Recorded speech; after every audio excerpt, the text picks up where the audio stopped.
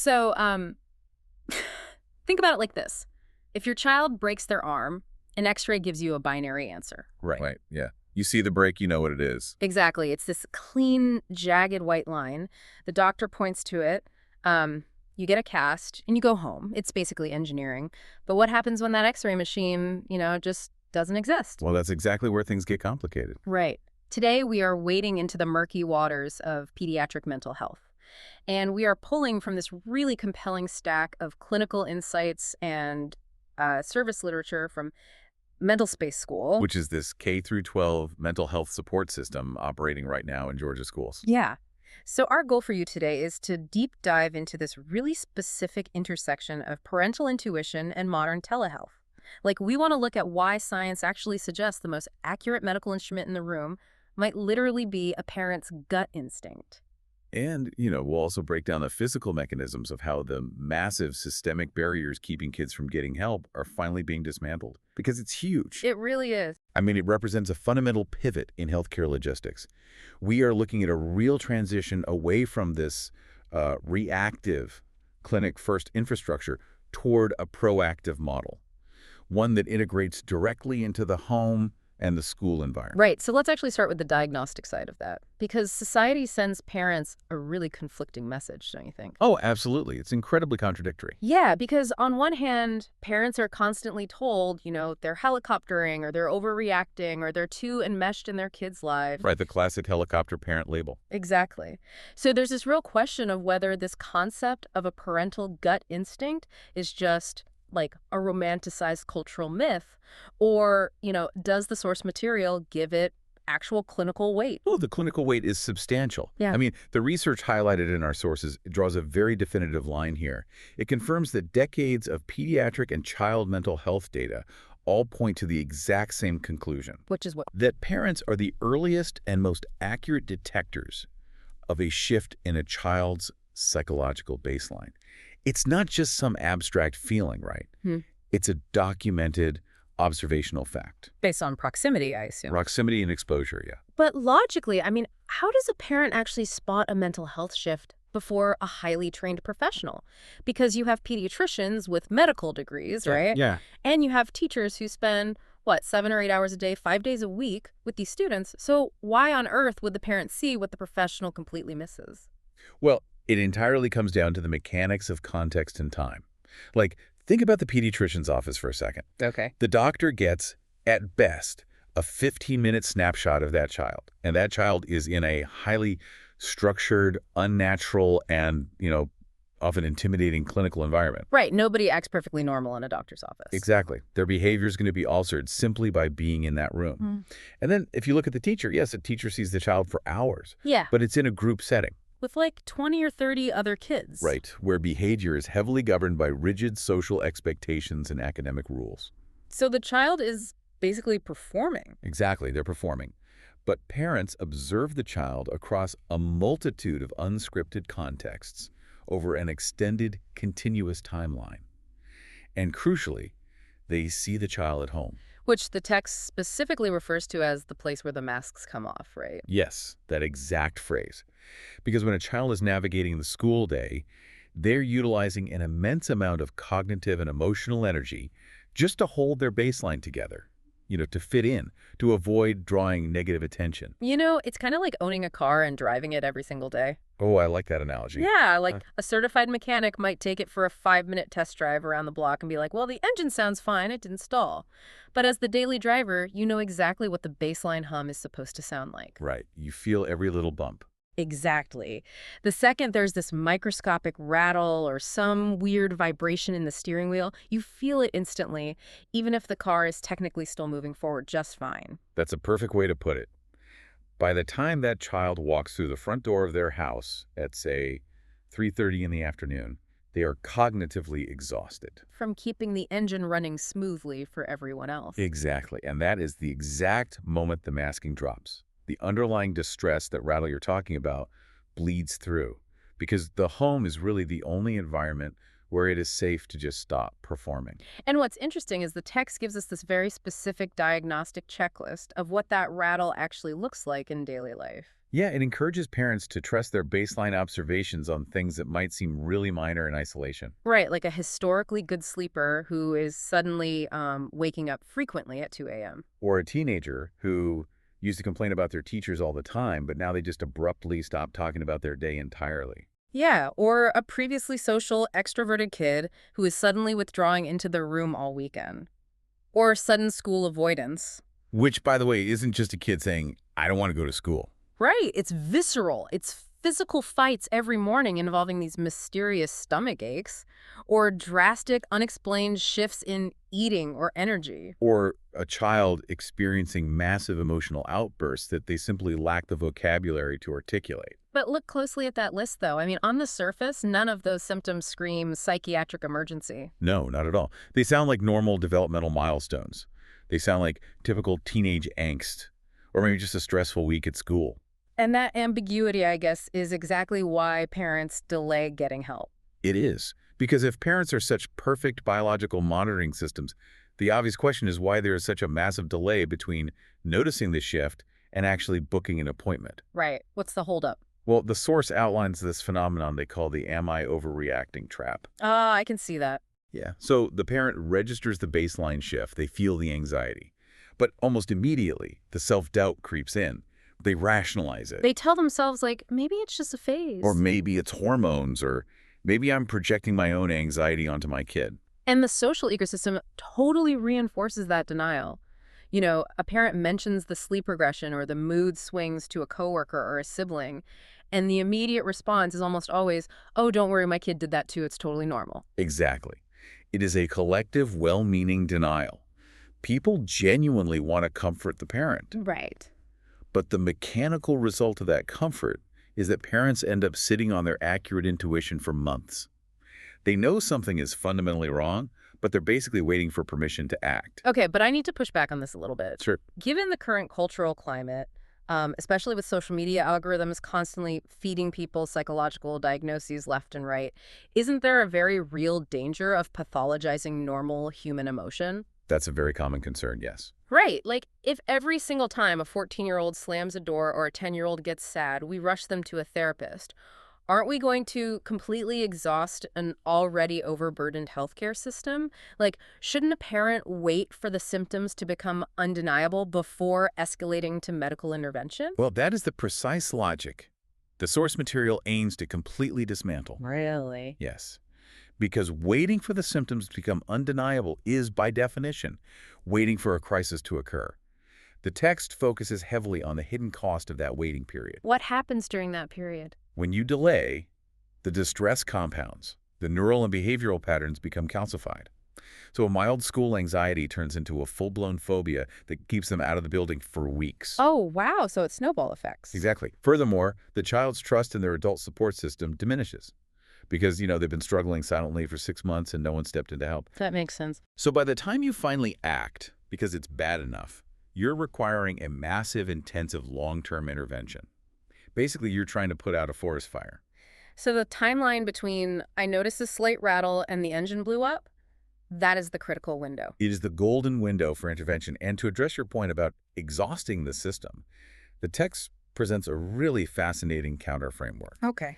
The alternative to waiting isn't immediately prescribing medication or committing to 2 years of weekly therapy. The alternative is simply just checking. Just checking. I like that. It sounds way less intimidating than seeking psychiatric help. Exactly. It operates like a preventative consultation. It is a simple 50-minute conversation with a licensed therapist. That professional can assess the situation and do one of two things. Which are? Well, they might offer clinical reassurance that the door slamming is, in fact, developmentally appropriate individuation, which instantly relieves the parent's anxiety and prevents overpathologizing. Okay, so you get peace of mind. Right. Or they identify a genuine underlying issue and they catch it while it is still just a spark. The systemic cost of just checking is infinitely lower than the catastrophic resources required to manage a full-blown crisis down the road. That totally makes sense. But practically speaking, even if a parent overcomes that psychological trap, right, they trust their gut and they decide they want to just check. Yeah. The physical reality of actually doing so is a total nightmare. I mean, finding a pediatric therapist taking new patients takes weeks, if not months. Easily months. Then you have to navigate the labyrinth of insurance networks. You have to take time off work. You have to pull the kid out of third period math, drive across town, sit in traffic, and disrupt their entire day. Like, the friction is so high that parents just give up. It is a logistical brick wall. Yeah. The system basically exhausts the parent before the intervention even begins. And this brings us to the case study of MentalSpace School. Because looking at the source material, what's so compelling is not just that they offer therapy, but the mechanics of how they are systematically bulldozing every single one of those logistical friction points. Oh, they're completely restructuring access. Let's start with the timeline.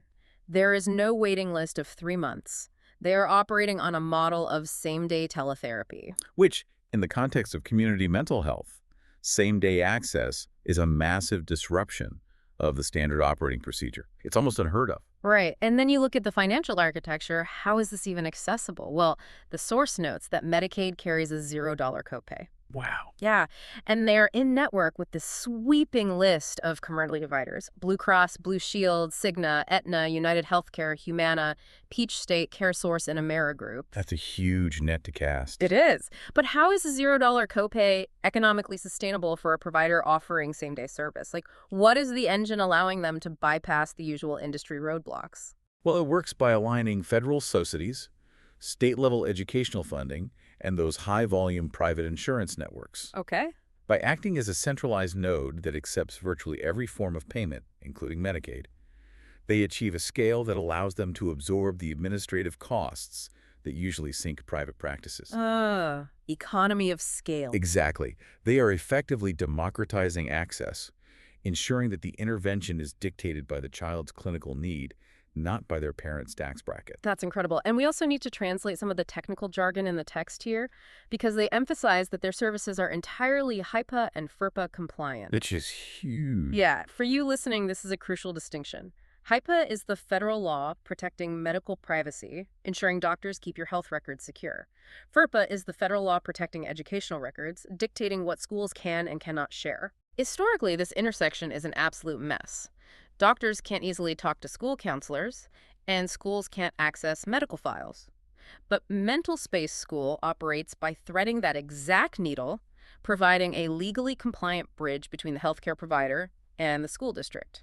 And, that bridge is becoming legally mandated anyway. Is it? Yeah, the source material references their support for HB 268 compliance, and they note a looming deadline of July 2026. Okay, let's break that down. What does House Bill 268 actually require these schools to do? It is a state-level legislative mandate in Georgia that fundamentally shifts the responsibility of mental health infrastructure. It legally requires schools to establish protocols and tangible support systems for student mental health, suicide prevention, and crisis intervention. But wait, schools are educational institutions. They aren't built to be psychiatric clinics. Exactly. They don't have the budget or the expertise to build this from the ground up by 2026. Oh, I see. So MentalSpace is positioning itself as the turnkey solution. Precise. A district can just plug them in, instantly achieve legal compliance, and suddenly have these diverse, culturally competent therapist teams dedicated to their specific school population, all without having to hire an entire hospital wing of staff. Exactly. They handle the crisis intervention, the suicide and violence prevention, the family counseling, and even staff wellness. But the logistical workflow of this is what really struck me. Like, how does a student actually do a session? The text notes that these telehealth sessions happen right in the family's living room or even the child's bedroom. And this brings us to a profoundly impactful concept regarding the physical environment of care. By shifting the intervention from a brick-and-mortar clinic to a telehealth screen in the child's own home, MentalSpace School eliminates what we should understand as the physical architecture of shame. The architecture of shame. Wow, that is a heavy way to look at a waiting room. But think about it. Consider the mechanics of traditional adolescent therapy. To go to an appointment, a teenager has to be called down to the front office in the middle of the school day. Oh, and everyone sees them leave. Right. Their peers notice. Then they get in the car with their parent, drive to a strip mall, walk through these big glass doors, and sit in a public waiting room. Yeah. For an adolescent who is already hyper-aware of social perception and peer judgment, the sheer terror of a classmate or a neighbor seeing them walk into that building is often enough to make them refuse care entirely. So the physical journey itself is traumatizing. Absolutely. But if the session happens via an iPad in their own bedroom after school, or, in a designated private room coordinated with the school counselor. There is no waiting room. There is no neighbor in the parking lot.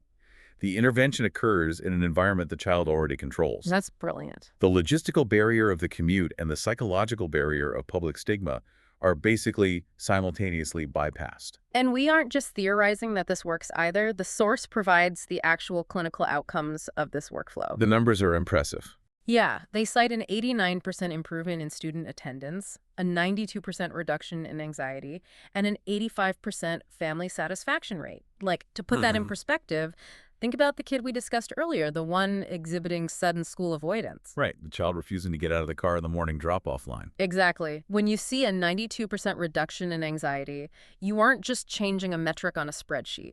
You are taking a child who is physically frozen in the passenger seat of a minivan, gripped by total panic, and you are giving them the psychological tools to unbuckle their seatbelt and walk into the building. That's a profound shift. It is. The 89% attendance recovery is simply the natural byproduct of treating the underlying distress that was blocking the door in the first place. Because the barrier to education was never a lack of academic desire. It was untreated anxiety. Right. When you remove the friction to access care, the academic performance naturally rehabilitates. So as we move toward the end of the source material, the text does this masterful job of zooming out from this grand systemic scale, the state legislation, the massive insurance networks, the district-wide compliance, and focusing right back down to the isolated, quiet reality of the individual parent. Yeah. Specifically, it targets the psychology of Friday night, which I found so interesting. The focus on the weekend is incredibly deliberate. The source understands the physiological reality of the modern parent's work week. Right. From Monday morning to Friday afternoon, parents are operating on high adrenaline survival mode. The environment is loud. It is dictated by alarms, commute traffic, work meetings, coordinating carpools, and managing homework. There is zero mental bandwidth to process subtle emotional shifts. None. But then Friday night hits. The logistical noise of the week finally fades out. And when the adrenaline drops. The suppressed anxiety surfaces. Yeah. The weekend is when the parent actually has the silence required to connect the dots. They sit on the couch, the house is quiet, and they suddenly process all those patterns they noticed but ignored since Tuesday. Oh, man. That is when the worry they've been pushing down all week long finally takes hold. And the text actually addresses this moment directly. It says, "To every parent who's lying awake tonight wondering if their child is okay, we see you." Which is a powerful statement. It's a deeply empathetic acknowledgement of that specific 11 p.m. Friday night panic, but the mechanism of their call to action is what makes it so effective, I think. How so? Well, when a parent is lying in the dark, paralyzed by the fear that something is wrong with their child, asking them to fill out a 10-page clinical intake form and commit to a long-term treatment plan is literally the absolute worst approach. Oh, it creates an insurmountable cognitive hurdle. The parent is already overwhelmed. Demanding a massive commitment only triggers a freeze response. Right. So instead, they engineer what they call the smallest possible first step. The text doesn't demand you book a session immediately. What do they ask you to do? It simply says, visit MentalSpaceSchool.com or send a zero-commitment email to mentalspaceschool@sheshctherapy.com.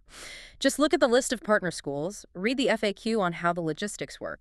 They are prioritizing information gathering over immediate action. That is a psychological mechanism designed specifically to restore agency. Wow, okay. Think about it. When you are terrified for your child's well-being, the dominant emotion is powerlessness. By radically lowering the stakes of that initial engagement, the parent is allowed to transition out of passive, paralyzed worrying and into active investigation. That's a huge shift in mindset. It is. They only take the next step toward a session when they feel informed and ready. It acknowledges the fragility of the parent in that exact moment. That is so smart. Well, as we wrap up this deep dive, let's consolidate what we've unpacked for you today.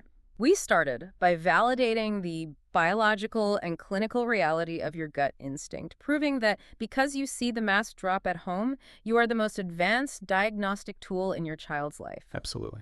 We explored the vital importance of the golden window, that strategy of just checking with a 50-minute session to prevent a behavioral spark from becoming a systemic fire. Right. And we analyzed the exact mechanisms of how infrastructure like MentalSpace School is circumventing the nightmare of traditional healthcare logistics. By leveraging telehealth, they bypass the weeks of waiting, they eliminate the financial roadblocks through Medicaid and sweeping insurance networks, and they utterly dismantle the waiting room stigma to provide immediate in-home care. It really is a structural redesign of how early intervention is delivered. It is. And for you listening, even if you don't have children, the implications of this deep dive extend way beyond the classroom. I mean, it is a compelling reminder of the power of trusting your observations of baseline behavior in anyone you love. That's a great point. Right.